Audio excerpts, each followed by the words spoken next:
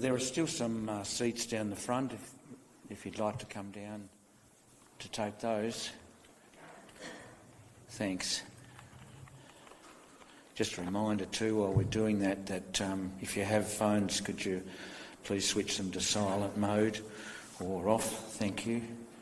Yeah, there's about half a dozen seats down here, so please come down.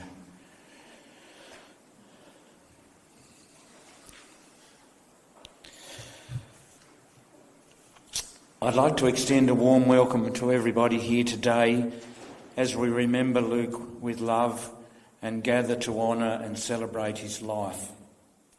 It is wonderful that so many people could join with Luke's family today. My name is Peter Marmian, and I had the good fortune to know Luke from a very young age, right here at Lansdowne Primary School, where he was a much loved and valued student.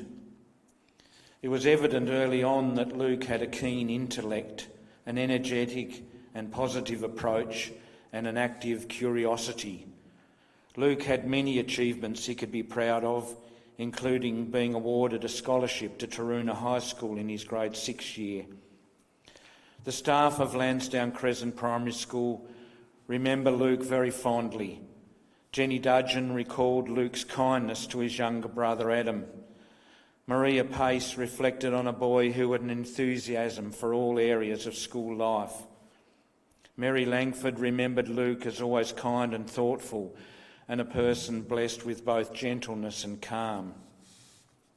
Monique Carter spoke to me about Luke as a member of a lovely, caring family who was such an asset to Lansdowne Crescent Primary School, always actively supporting staff and helping to achieve the best possible outcomes for all members of the school community.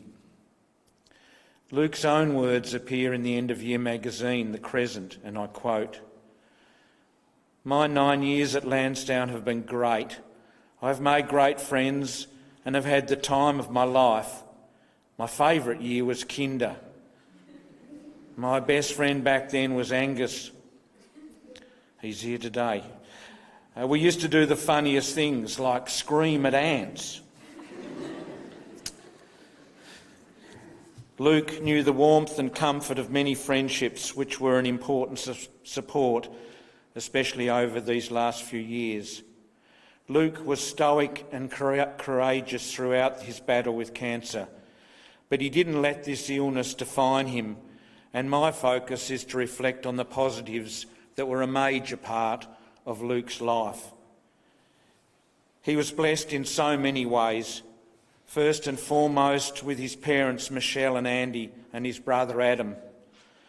Luke knew a loving, caring home where he was encouraged and inspired to experience life to the full.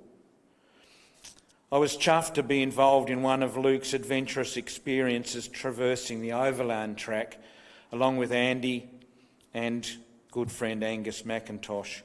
What a wonderful and privileged opportunity that was for me to strengthen our association into Luke's young adult years. Luke thrived on this trip through Tasmania's high country. He had a huge smile on his face from Cradle Valley all the way to Cynthia Bay, and that's 80 kilometres.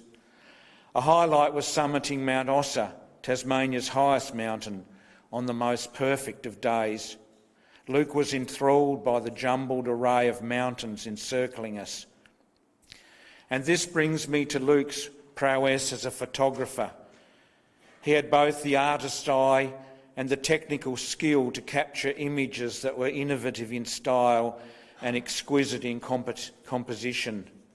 His record of that trip was remarkable. He was generous with his skills too, patiently helping and educating me as I set out on the challenging task of grappling with the photographic editing tool Lightroom. He was no doubt bemused by my computer-based ineptitude, but was too polite and thoughtful to show it. I recall that this generosity of spirit displayed by Luke to me was also evident in the Lansdowne Crescent Primary School filmmaking club that Luke so actively engaged in during his senior primary school years. Luke loved both the creativity and the exercise of high-level technical skills that this elective demanded. As well as having many laughs along the way, Luke and his mates produced skillful and entertaining films. I regularly crossed paths with Luke at his workplace at Officeworks. It was another welcome opportunity to maintain my links with Luke, and I observed a young man who was the ideal employee, being invariably knowledgeable, courteous, helpful and supportive of both customers and fellow staff alike.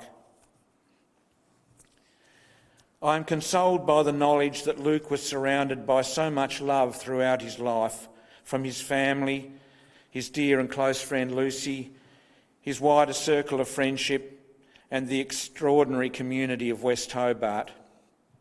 Grief is the high price we pay for love, but being surrounded by loving relationships is what makes our lives meaningful and worthwhile. Luke's life was full of meaning and worth.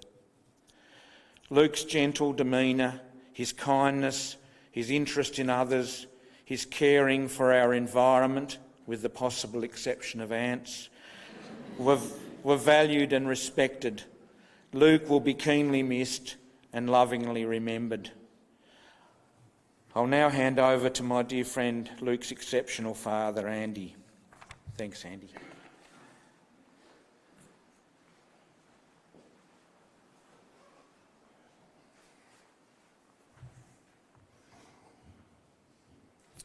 Thank you, Peter, for your kind words.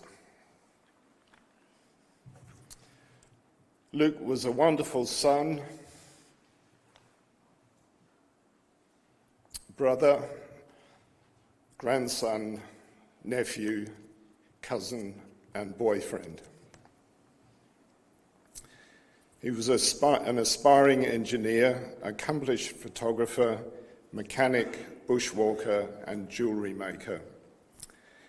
He was also the manager of our dishwasher at home. Luke had a specific system for loading it, and you're in serious trouble if you broke his rules. I think about him every time we use it. Luke was born in England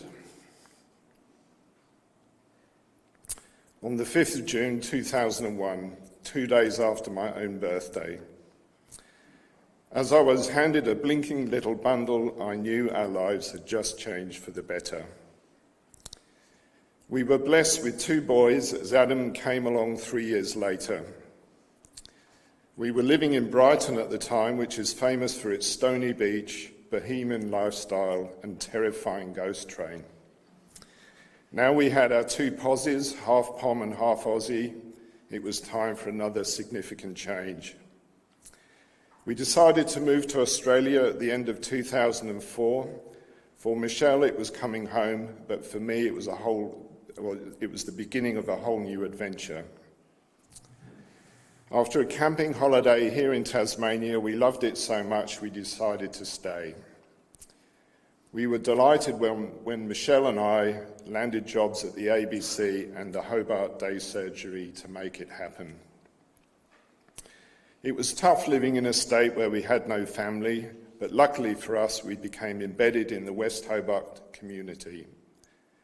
I will always remember the day we came to this school to see about enrolling Luke. As soon as we met Principal Pete, we knew we didn't need to look any further. Luke and Adam were happy kids who soon made lots of friends. I felt like I had my second childhood here, going on excursions, helping with Maria Pace's film club, camps and school fairs. It was a memorable time, and despite moving across the world, it felt like coming home. My mum Margaret enjoyed a couple of holidays in Tassie, and in 2013 we visited her in England for Christmas. Luke was desperate to get to Legoland, and to my horror I found out that it was closed during British winters. He was devastated when I told him, and he instantly was knocking on Adam's door to break the bad news. A new Legoland had recently been built in Malaysia, so we stopped there on the way home to Australia instead. The boys were thrilled. Happy days. Luke was now at Taroona High School, catching the bus there each day. It overlooks a magnificent beach, and he made me seriously jealous when he told me he was doing an underwater photography course. He showed me a video of a stingray he'd filmed, and it isn't unknown for the school to come to a stop when pods of dolphins swim by.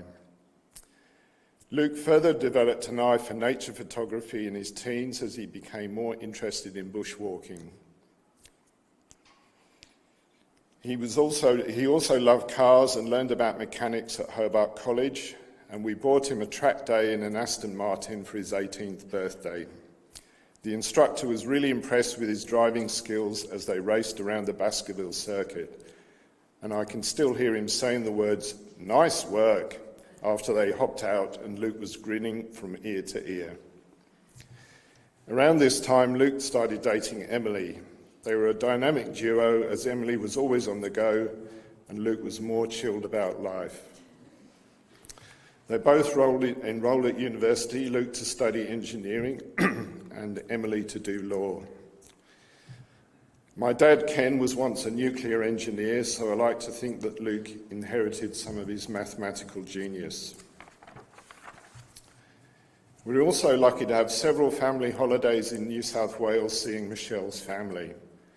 Trips to Thailand and Fiji opened Luke's eyes to the world, and he asked me to take him to a Thai kickboxing event in Koh Samui, and the boys also convinced me to go to a shooting range, which didn't impress Michelle one bit. I also enjoyed taking Luke on trips closer to home, and as Pete mentioned, here in Tasmania we did the Overland Track in 2020.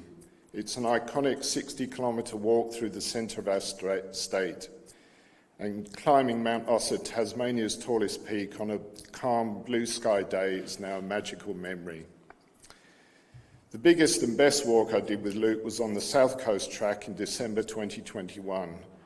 Tasmania was just coming out of COVID lockdown, and we felt a world away from civilization. 8 of us flew in a light aircraft to the remote southwest wilderness to get to the start.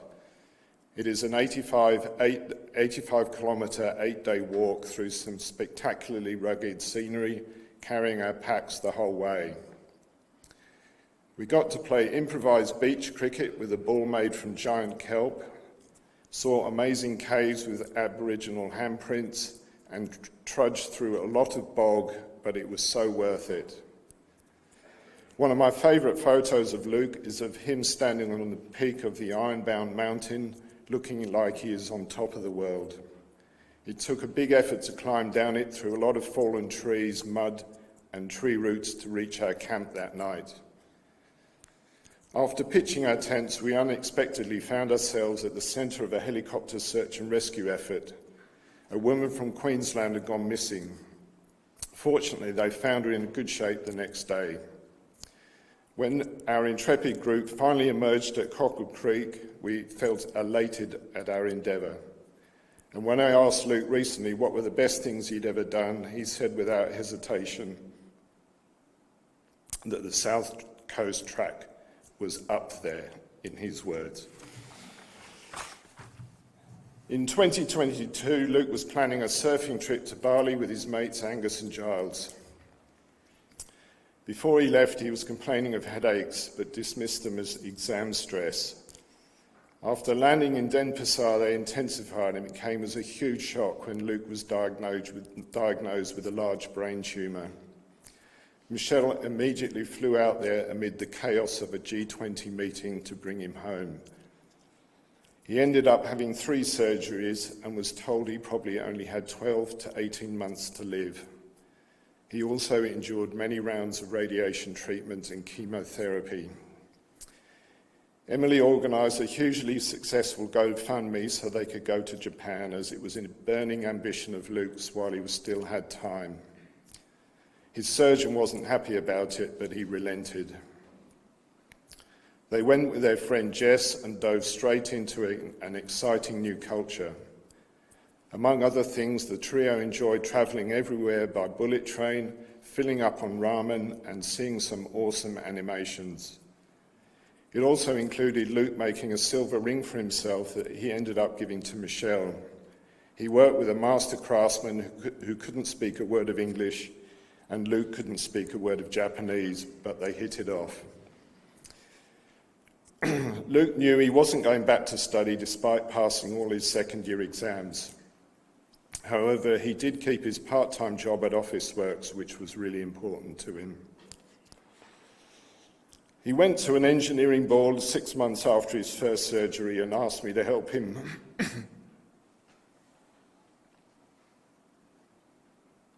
put on his tie. I thought about how he must be feeling, knowing he was being left behind. All he wanted to do was be with his friends.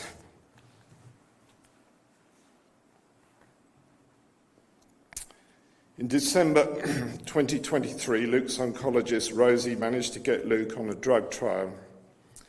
This was remarkable because only around 4% of brain cancer patients ever managed to achieve this.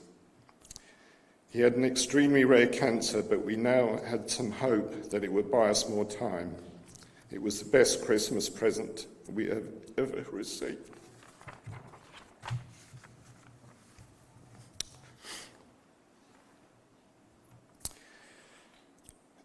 In 2024, Luke kept busy seeing his friends in Victoria to climb Mount Hotham. As a family, we enjoyed a trip to Adventure Bay on Bruny Island. His 35-year-old Toyota Corolla, which is parked out the front here, was also a big part of his life. He loved taking it off-road to explore more remote areas of the state.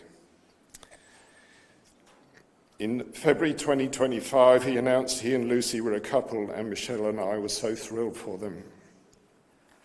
They enjoyed going to the party in the paddock music festival together, and being an engineer, Luke installed a solar panel on the roof of his car that fed a giant portable battery. The reason? So he could make toasted sandwiches in the morning. Luke was so inspired by his ring making in Japan, he enrolled on an introductory jewellery making course. I was amazed at the quality of his work in only a week. He made Michelle a solid silver pendant, a thumb ring for himself, and a bracelet for Lucy. Only a couple of months ago, Luke and his friends were looking to rent a share house together. He came so close to flying our nest, but it wasn't to be. The last event we did as a family was trying archery, which was organised for families affected by cancer. His headaches intensified to unbearable levels, and he soon was in and out of various hospitals on lots of different drugs to try and combat the pain. At one point I said to him, "I'm sorry this has happened to you. You're the best son anyone could have ever wished for."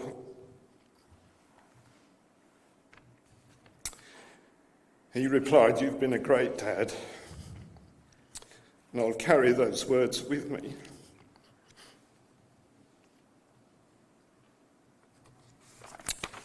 For the rest of my life." Michelle did an amazing, incredible job of looking after Luke for 2.5 years as a mum and a nurse. He was soon admitted to palliative care, and Michelle worked so hard to be able to bring him home with us. He was finally able to sleep in his own bed again, and with the headaches becoming more manageable.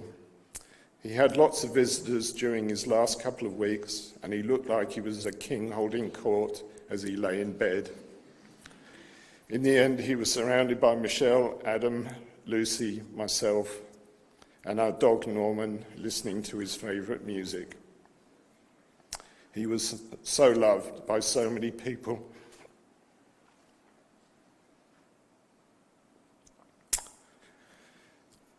Brain cancer is a brutal disease. It kills more Australians each year than on our roads. I'll be taking a pair of Luke's shoes with me to Canberra Parliament House in November to the Head to the Hill rally. It is an annual event that raises awareness of the devastating toll brain cancer has on our society. Survival has barely improved in decades, and we need to find a cure, as only around 5% of brain cancer patients survive for longer than 5 years. Michelle and Adam, I'm so sorry.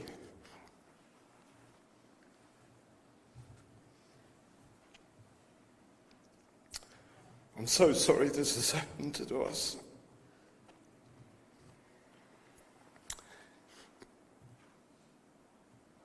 We've had so much to deal with in the last few years. We will continue.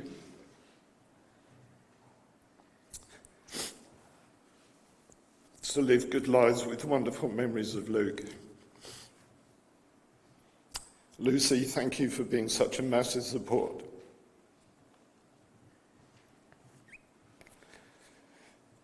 To Luke and to us in the most difficult time, I'm sorry that you didn't have longer as a couple, as we could see how much you meant to each other. I would also like to thank Luke's oncologist, Dr. Rosie Harrop, oncology nurse Amir Tulomovic, and the team at the Royal Hobart Hospital.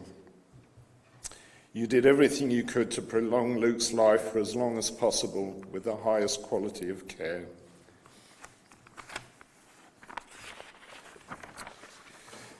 Thank you to everyone who has supported us in this journey, from food drops and flowers to a simple hug. They have been much appreciated. And thank you to those that generously donated to the research fund we set up in Luke's memory. We hope it leads to better outcomes for brain cancer patients in the future. We appreciate everyone who's helped us making this memorial service for Luke possible, and for all of you for coming here today to remember him.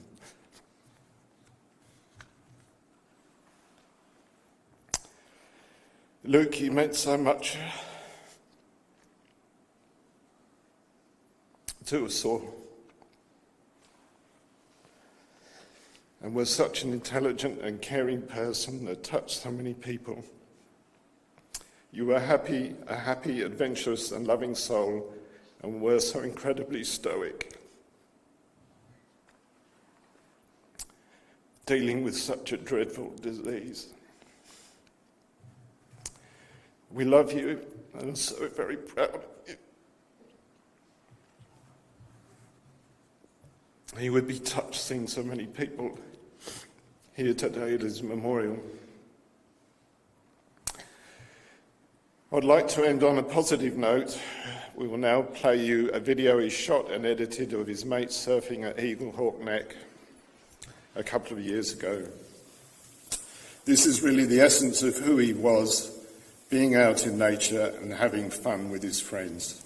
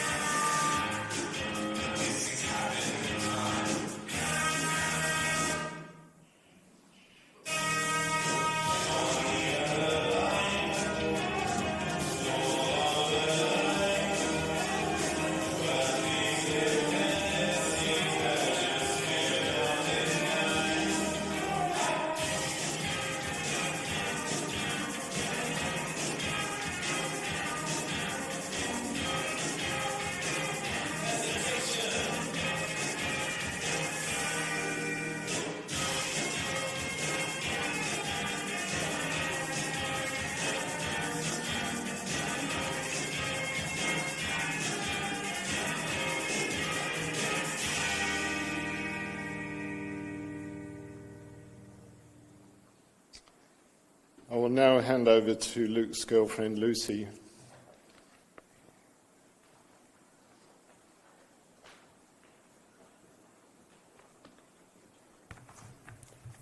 Thanks, Andy. Hi, everyone. Bear with me. I've got Mads here as a backup, but I'm going to try and get through it. I remember the day I met Luke. It was our first week of uni, and I went and sat down with Jess, who I'd met at orientation, and introduced myself to Luke. He was wearing his iconic blue Blunston cap, and I remember thinking, okay, he seems somewhat cool and normal, which was quite hard to come by in engineering. I'll go and make friends with him. And that was honestly one of the greatest decisions I've ever made in my life because it gave me two of my best friends in the world. Luke and I were friends for many years before we started dating, and it's really those years when we were friends that hold my favourite memories. One of my first core memories of Luke is from our first group camping trip up to our mate Finn's shack in Orford. After a day of boogie board, sand dune riding at friendly beaches, and then cliff jumping at Honeymoon Bay, which were all completely Luke's idea, we went back to the shack and started playing drinking games. We got to this point in the night when Luke just completely opened up, told us some of the most beautiful, raw stories about his life, about growing up, what scared him and what he wanted from life. And this was really early in our friendship too. I didn't know Luke that well at that stage. And I remember thinking, wow, I've never met a person who was that open, brave, and truly willing to be himself. That trip really set this standard for our entire friendship group, where we could all be open and honest with each other no matter what, and that's because of Luke. We finished that trip and every trip from then on with tops and flops. This was something Luke did with his other friendship groups, and he brought it into ours, where we would sit down before we did our goodbye hugs, and each had to give our top best moment of the trip and our flop of the trip. When I asked our friends if they had any stories about Lukey, Mad said that this was what made her go, this guy really cares about us and actually wants to know how we feel, and it again set such a standard of love and honesty in our friendship group that was all because of Luke. It was also from that trip that the joke that Luke was the wise old man of the group was created, mainly because he would sit in the rocking chair and tell the most insane stories, but it really came about because he just gave the most amazing advice. Luke was the sort of person who would really listen to what you were saying and would think about it.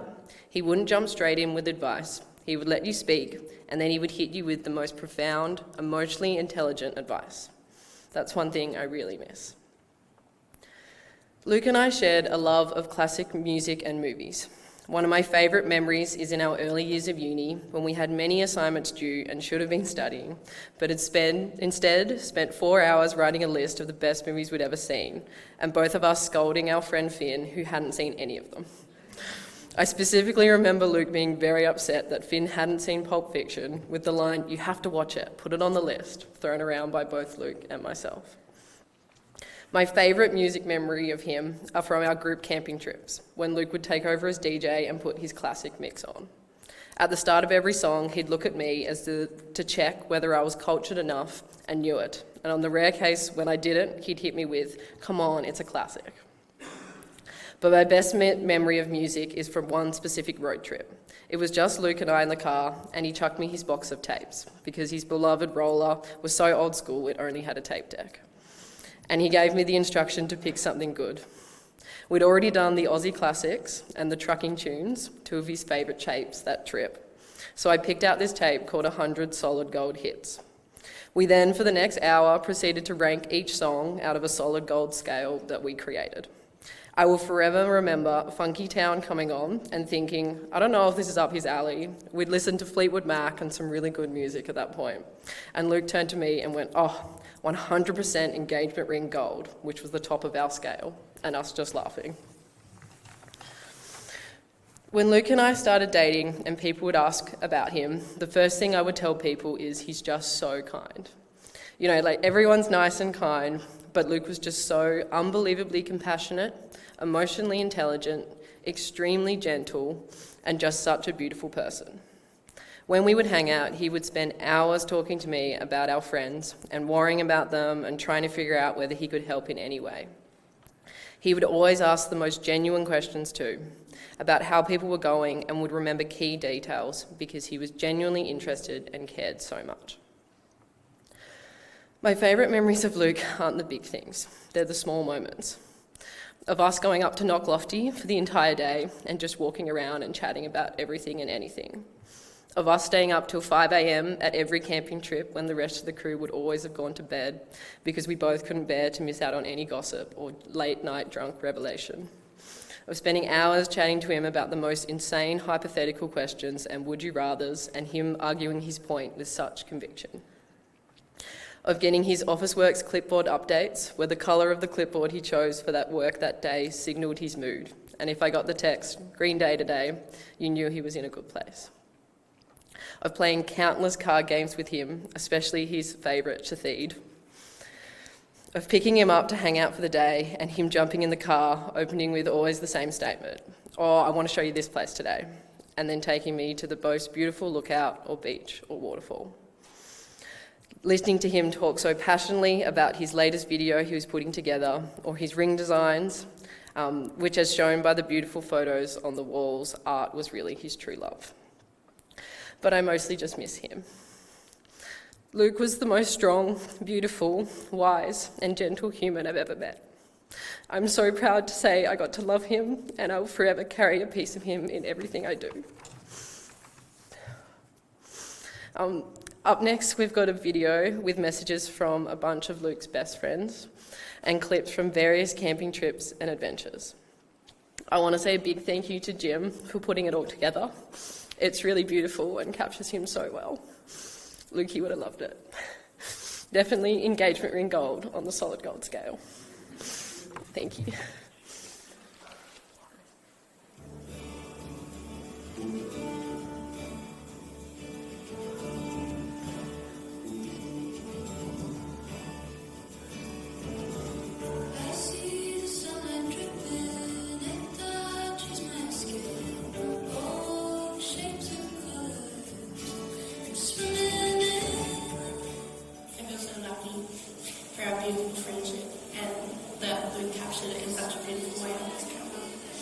I remember this one time he was out in the surf, like massive surf, with his tiny fins, and we couldn't see him, and it was really scary. And he popped up out of nowhere with the biggest smile on his face, and I remember thinking how brave he was. And he was so brave, and so lovely, and just such a good friend. Love you, Luke. Hello. I've been dreaming of you recently, reliving our life in small snippets. Still the same as if you were alive, you would sit ever present, active and steady, within the conversation, part of the space, laughing, quiet, drunk as little more. Supporting me as much now as then. We're still doing the same, absurd, ridiculous acts, dancing, climbing, walking, never stopping to breathe. My body and mind can't accept you're gone, where you're not, always within me.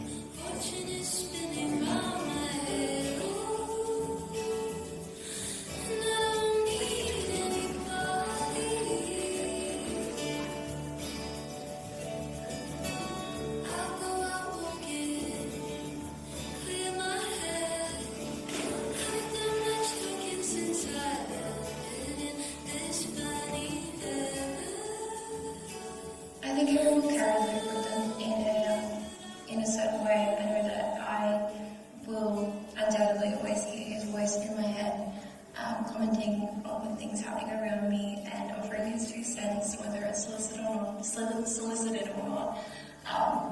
And I think that's so nice that I will always have him in my head. And let's face it, 95% of the time he was incredibly emotionally aware and intelligent and would offer the right advice and take on things happening. And I think that I'm very lucky that I got to spend such a big part of my life growing up with him and loving him. And I think at the very least, I don't think he'll ever be going anywhere in terms of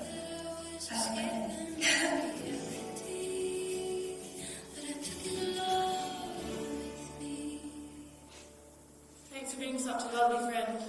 Love you, Luke. Hey man, I miss you. You're one of the most wise and compassionate and selfless people I know. Love you, Luke.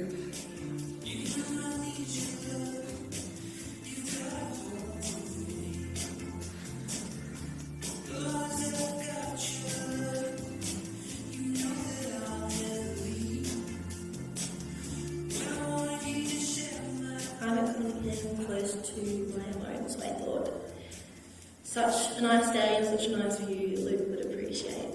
I just want to say, love you Luke, I miss you, and I do miss you. And thanks for all the really good memories.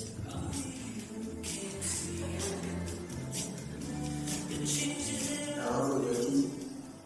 Thank you for everything. Thank you for the laughs. Thank you for the cheese platters. Thank you for being our main instigator of all of our never-ending coast trips.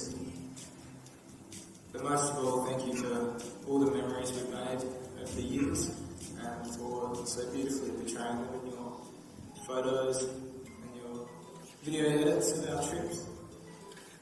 Your bravery over the last few years has just been unbelievable, and I'm so proud to call you my mate. Love you always. I met my friend at the pool. He told me things are going well now, without me to know that. We said goodbye after saving down and killing bees and crying out and singing lessons. I have so many fond memories with Luke, from our West Coast or Townsville trips to just impromptu skateboards to the beach in the middle of the night. But all my favourite memories with him, I just remember laughing so hard. Like, he had such an ability to make me curl over laughing. I'd be out of breath. It was just the best, and I feel really lucky. Not only that I could be a part of his life, but also that he could be a part of mine. And yeah, I'm just forever grateful. I love you.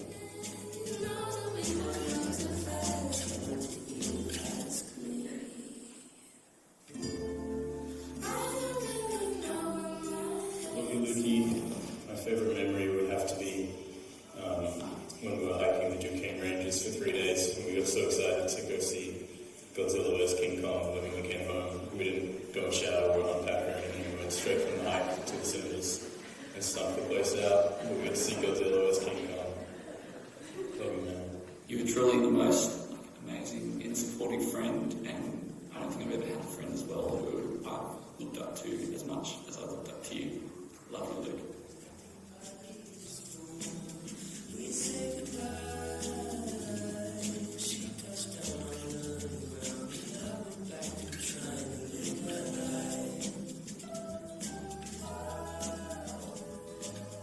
I think one of the sweetest things about Luke was that he was always really good at telling people in his life that he loved them, and it's something that because of him I do a lot more in my life and do for the rest of my life, and I'm really grateful for that. And I guess all I will say is I love you and I miss you, Luke.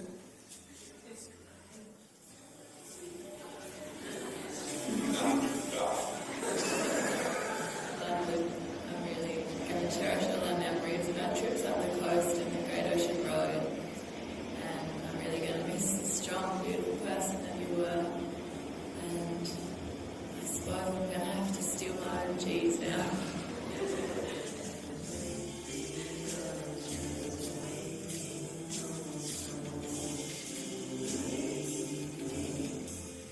So this is a note that I wrote to him before he passed away. I'm going to read it for him now. Hey brother,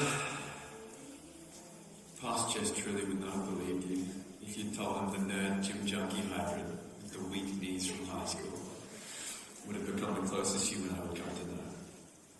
And yet here we are. Luke, you've been the bringer of so much of my joy. You've shown me good music, good taste in movies, the greatest travel accompanied by the greatest travel itinerary. The power of hitting the weighted dips, impeccable jewellery, and how to pay my GST. But you've also been someone who I have deeply admired, respected, grown with and learned from. You've shown me kindness, compassion, and selflessness in everything you do. You've shown me your wit, playful venom, and hunger for gossip that brings the spice into my life. You've shown me how to be courageous, strong, and daring, even when life is absolutely rolling you. You've shown me how to love fully and adventurously. You've shown me how to be wise, thoughtful, and ask the most goddamn thought-provoking questions. There are so many pieces of you in in everything I do, and I will carry and cherish them forever. You have truly been the greatest companion I could have ever chosen to share my life with. I will never forget you or the beautiful memories we have made together. I wish you the safest passage into wherever it is you go next. Know that you are loved and that we will be thinking of you through it all. I love you, man.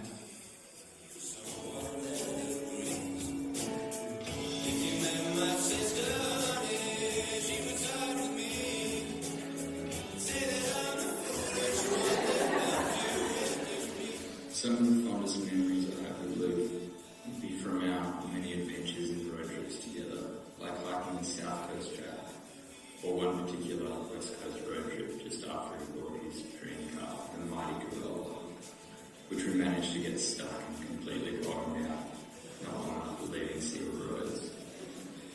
I admire how Luke never did things by halves, and any new hobby embraced with curiosity and get bloody good at it. Finish this short tribute to our lifelong friendship with Luke's parting words from our last visit to him. Love you, mate. See you next time.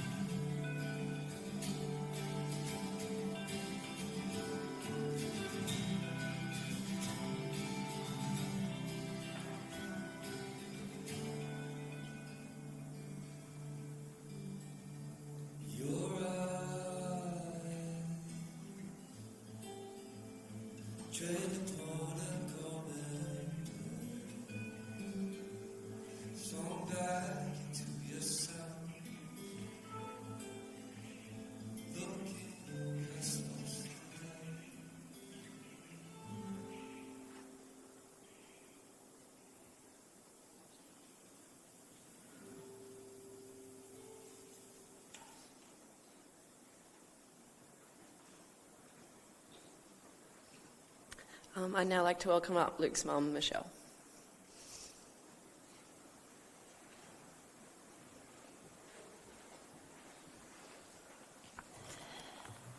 Wow, look at you all. Thank you for coming.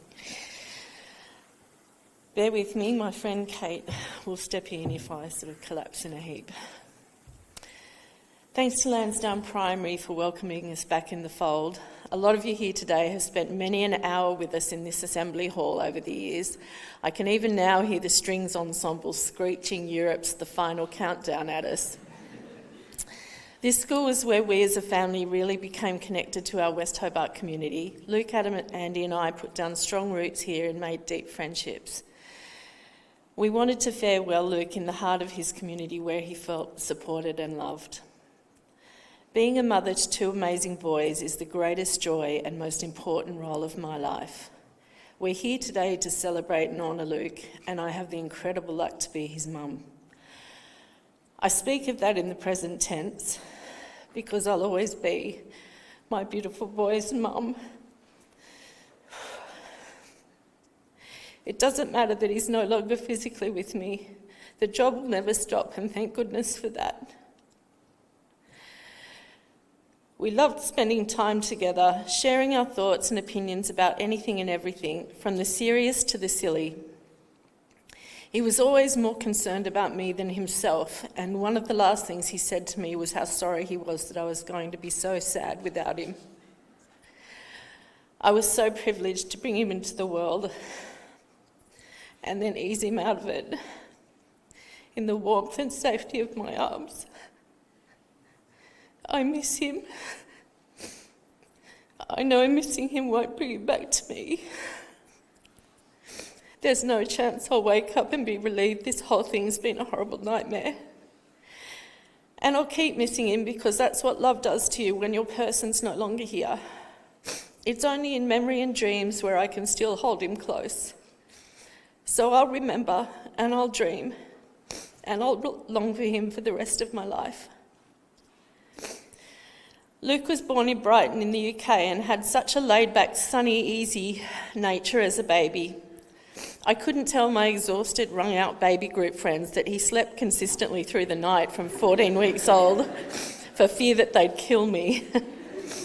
He continued to be an easy boy to raise, only giving us a few grey hairs along the way, such as when YouTube challenges started to be a fun thing to do at high school. Picture multiple 14-year-old boys each eating a Carolina Reaper chili and chugging a litre of milk and the messy chaos and asthma attacks that followed. I received quite a few calls from exasperated teachers that year. Despite occasionally losing his 12 to 14-year-old mind, he was so smart, a real problem solver.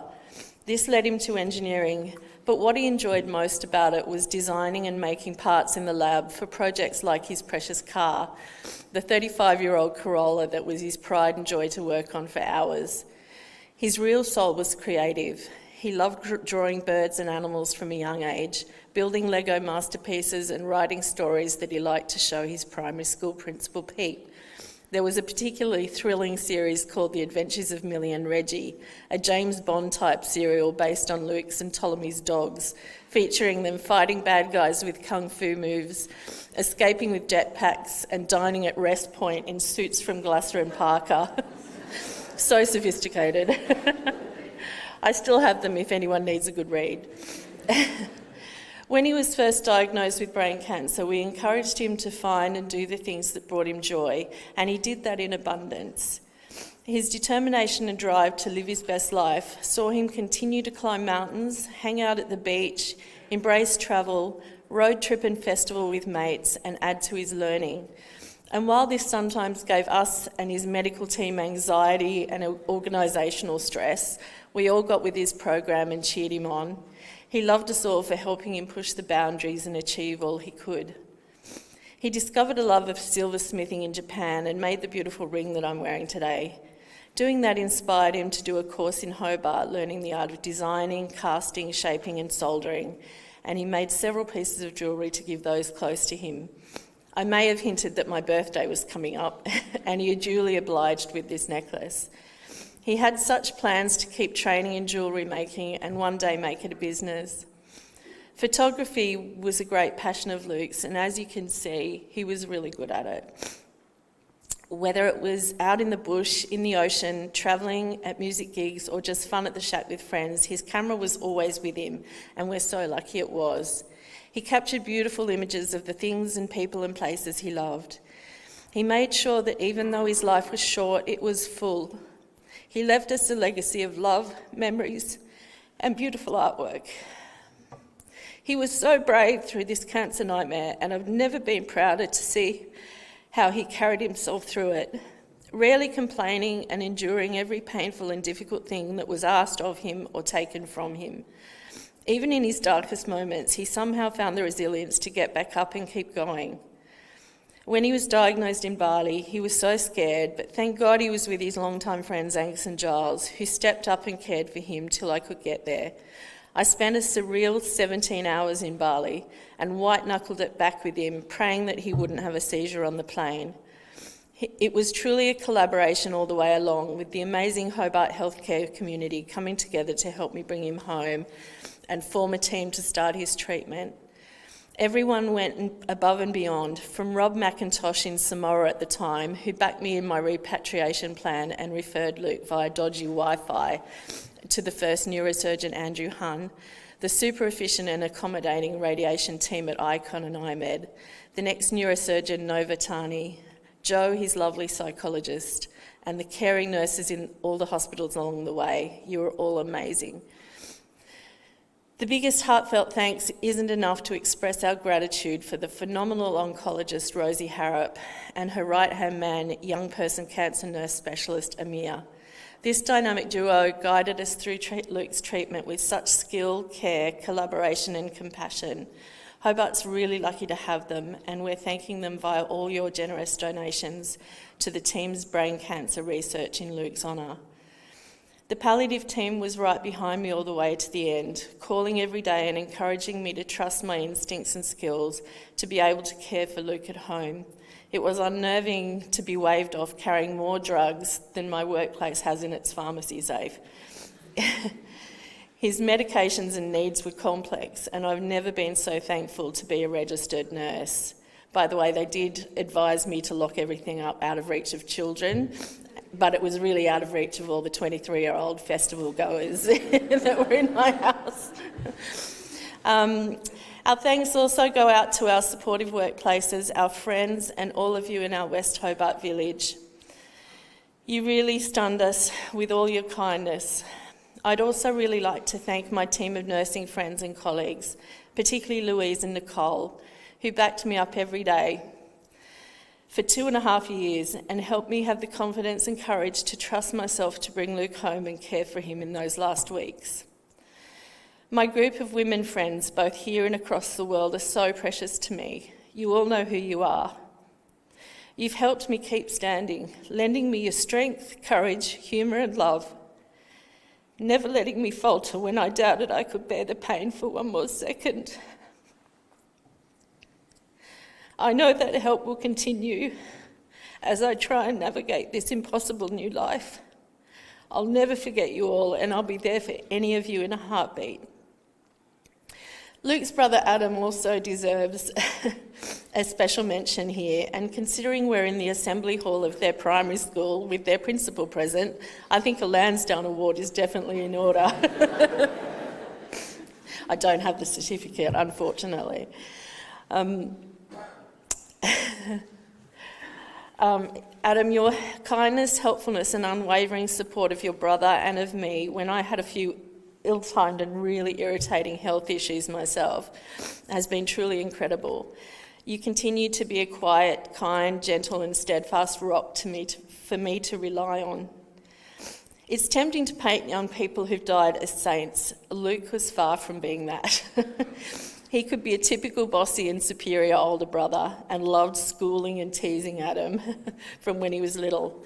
One day I heard Adam shouting at him, and Luke then started lecturing him condescendingly that the correct term was fuck off, not fuck out, Durbrain. Or when he convinced Adam that there was actually an Easter monster that would come and eat him in the night if he didn't share his Easter eggs. All of us younger siblings feel your pain, Adam. Over the last few astonishingly difficult years, Andy has had to learn and tolerate my very different to his coping mechanisms, develop his own, and trust that the medical world with its baffling language and systems was one I could translate and navigate for all of us. Not an easy ask of him, that's for sure. Despite often not fully understanding, he supported my fierce, some may say overly fierce, advocacy for Luke and stood right behind him in all he wanted to do. Luke loved his family, including his extended family from both sides of the world. Some of his English and Australian family are here with us today, which is so lovely and appreciated. And more who couldn't be with us are watching via streaming. I particularly wanted to shout out to his grandparents, Murray and Aileen, who Luke adored and who aren't well enough to fly down from Wollongong. They send us so much love and are so proud to be honouring their precious grandson Luke with us virtually today. We honestly couldn't have gone through this last 2.5 years without you all. Luke also really loved his friends, and from very early on when we came to Hobart, we often had a house full of kids, which continued through the years till the day before he died. Fortunately for me, he attracted really likeable people into his life. I've loved seeing you all grow up together, and I can't thank you enough for being Luke's friends. Having a life-limiting illness can be very isolating, but you all did your very best to help him not feel like that. Those who could came from far and wide to be with him when he was in trouble. You gave him the gift of companionship, love, laughter, and Banjo's chocolate muffins that made his last week so much easier. He sat up and participated as he was able to in all the banter and was made to feel a valued part of everybody's world. Those who couldn't come made sure to stay connected via messages, which he always read, even though he couldn't always respond. You all instinctively gave Luke exactly what he needed. Special thanks to the kind and talented Jess, who played for us today, as Luke requested. He was with Luke almost every day of his last weeks, showing his care and love in so many ways. And of course, Luke had the good luck and good sense to bring two amazing partners into our lives. His first love, Emily, and his last love, Lucy, who he loved so much and had so many plans with. I'm so sad that he ran out of time for all those plans, Lucy. How lucky I am that these two smart, brave, interesting and kind women helped me support Luke by standing by him, encouraging him and loving him. They also became my friends, and like it or not, I'll always love the two of you as my own. That goes for all of you amazing young people. Even if you move far away, like the interstate friends or the friends currently in Ireland and the UK, you're part of a community here that truly cares for each other, and I want you to all remember that. These connections anchor us throughout our lives, and they're so important, particularly when you're in trouble. I need you all to speak to me often about Luke. I want to hear your stories and memories of him. Don't be scared of my grief.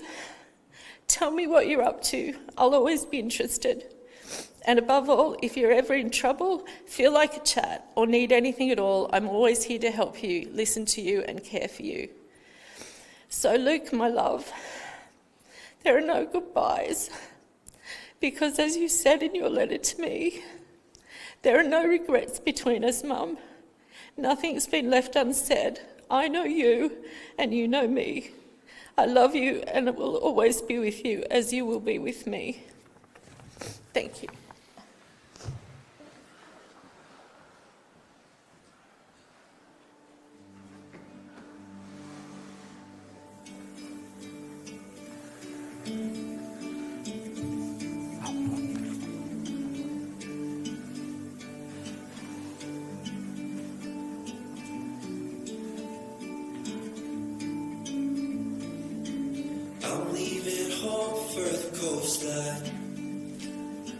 Someplace under the sun, I feel my heart for the first time. 'Cause now I'm moving on, yeah, I'm moving on. And there's a place that I've dreamed of, where I can free my mind. I hear the sounds of the season and lose all sense of time. I'm moving far away to a sunny place where it's just you and me. Feels like we're in a dream. You know what I mean. The summer air by the seaside, the way it fills our lungs, the fire burns in the night sky. This life will keep us young, yeah, keep us young. And we will sleep by the ocean. Our hearts will move with the tide. And we will wake in the morning to see the sun paint the sky. I'm moving far away to a sunny place where it's just you and me. Feels like we're in a dream. You know what I mean.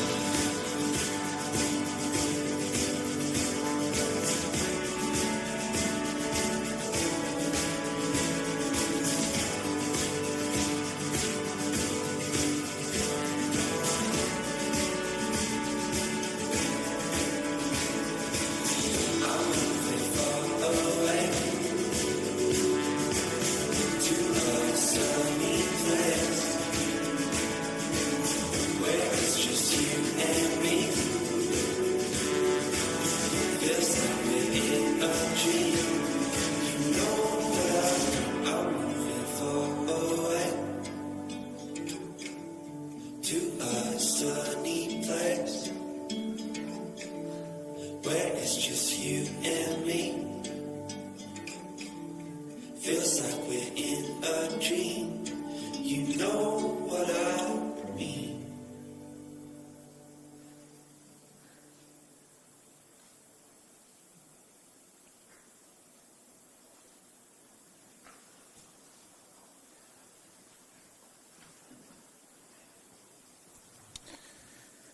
This concludes our formal farewell to Luke.